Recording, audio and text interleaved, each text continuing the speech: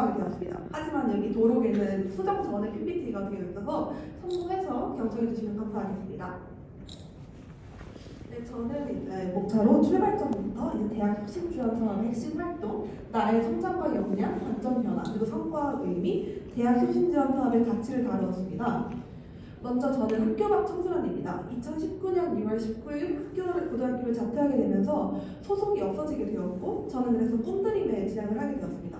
꿈드림에 다니면서 이제 공정고시와 수능을 병행했지만, 이제 진로나 고민 상담으로 선생님이 찾아갔을 때, 선생님이 자퇴를 해보지 않아서 모르겠어, 그 길을 걷지 않아서 모르겠어라는 대답을 하셨습니다. 저는 이제 물론 아이에게 상처가 될까봐 하신 말씀이시겠지만, 실질적으로 공감과 해결이 안 되었다는 그런 아쉬움이 남았고, 그래서 이들을 도와주고 싶은데 어떻게 할 수 있을까를 고민하다가 사회복지학부에 진학해서 1급자격증 수행에 꿈드림에 취업하는 것이 이제 하나의 목표가 되었습니다. 그래서 저는 이 문제의식을 깨닫고 본교 사회복지학부에 입학했고, 20살에 이제 여성가족부와 충정을 하는 꿈드림에서 함께하는 검정고시 멘토로 강연을 하러 가게 되었습니다.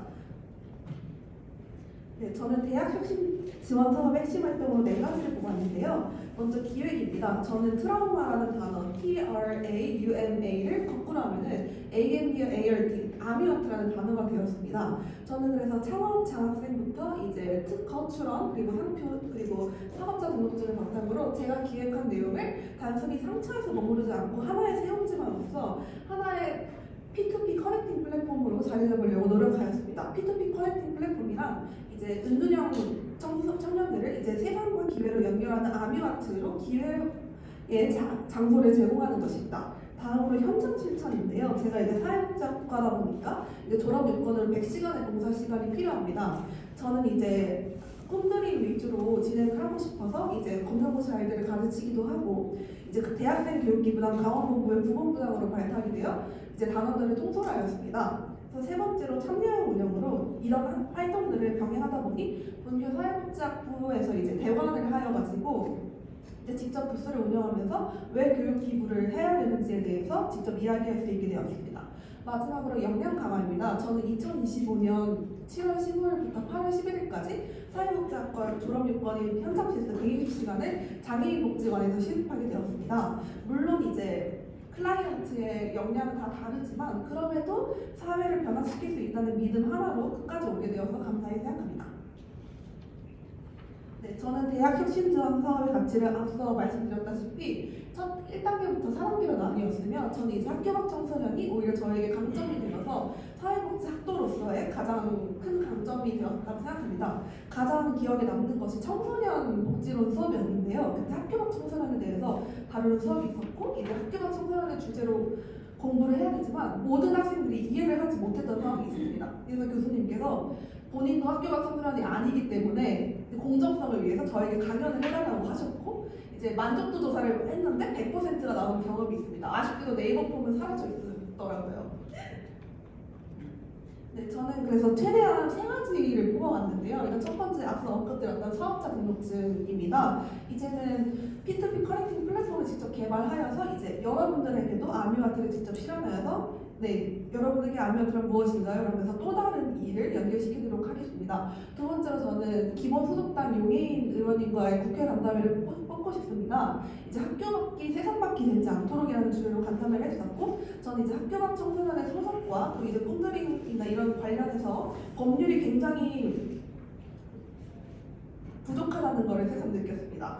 그래서 직접 제가 의원님을 뵈면서 어떤 부분이 부족하고 법률 제안을 하는 것이 사실 일반 대학생으로서 너무 할 수 없는 경험이었어서 가장 크게 뽑게 되었습니다.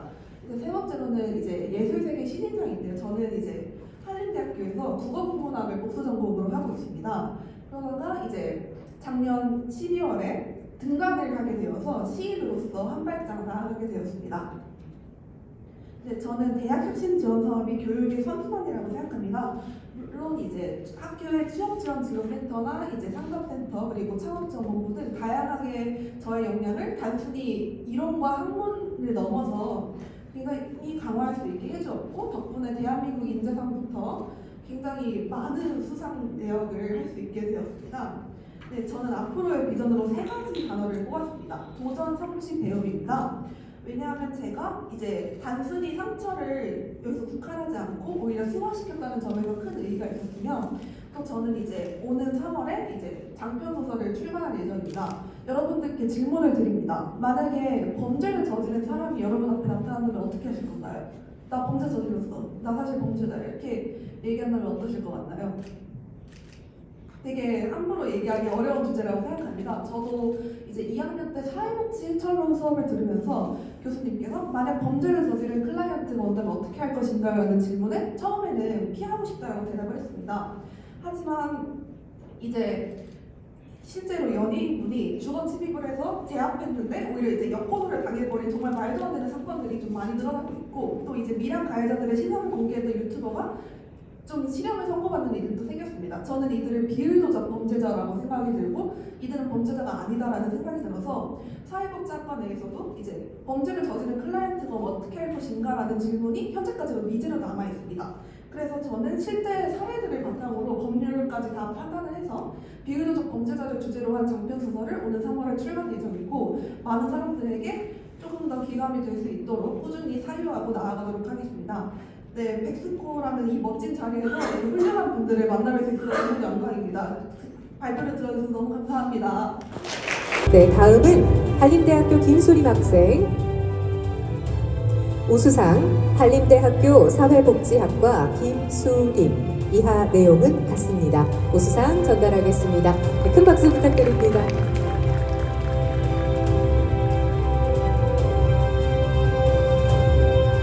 네, 기념 촬영하겠습니다. 활짝 웃어주시고요. 자, 하나, 둘, 셋.